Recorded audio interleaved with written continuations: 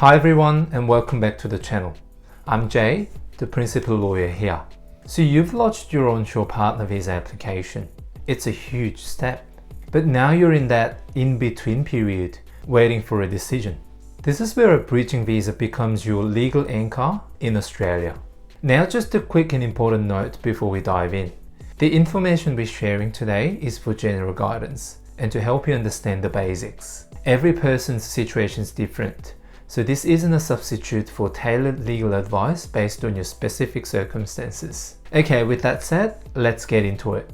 Understanding what these visas are, what they let you do, and more importantly, what they don't let you do is so important. Getting it wrong can cause serious problems.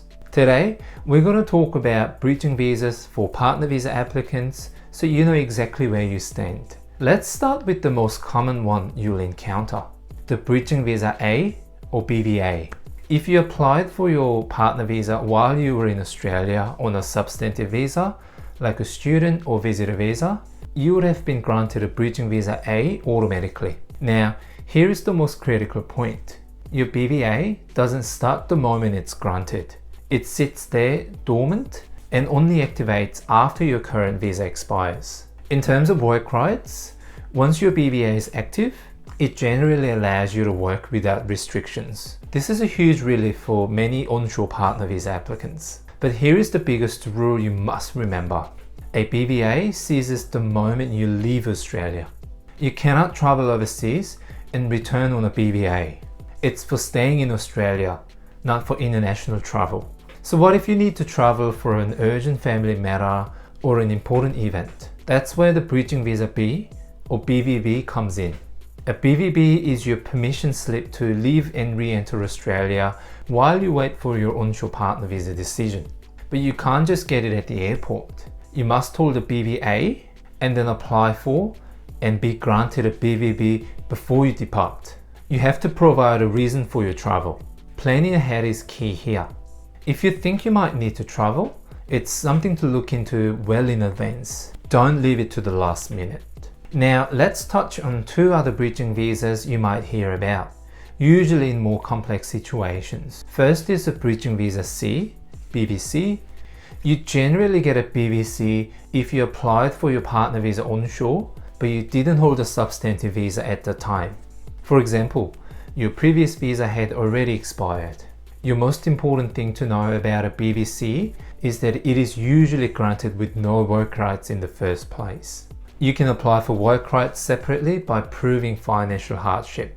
Like the BVA, a BVC also has no travel rights. Then there is the bridging visa E, BVE. This visa is for people in even more complicated circumstances, often to regularize their status after being unlawful or having a visa expired in Australia.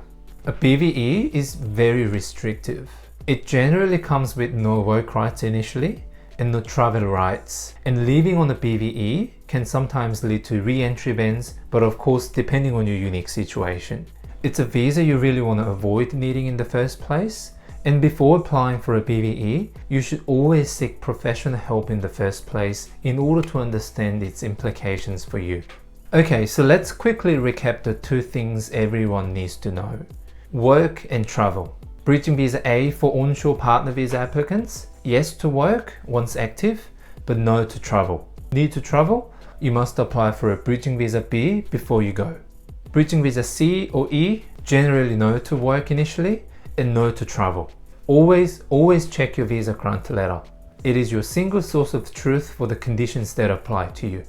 The world of bridging visas is complex, and the differences between them are significant. Being on the wrong side of these rules can jeopardize your entire partner visa application. Navigating this process requires careful attention to detail. Drawing on my experience from about 8 years of dedicated to helping couples and families with these applications, I know how important it is to get this path right from the start.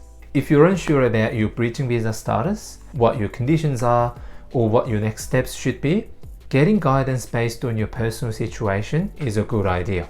At Flow Migration Law, we help people find a way forward. You can reach out to me directly by emailing me at jas@flowmigrationlaw.com.au to book a consultation and talk through your situation. If you found this video helpful, please give it a thumbs up and subscribe for more. Thanks for watching, and I'll see you in the next one.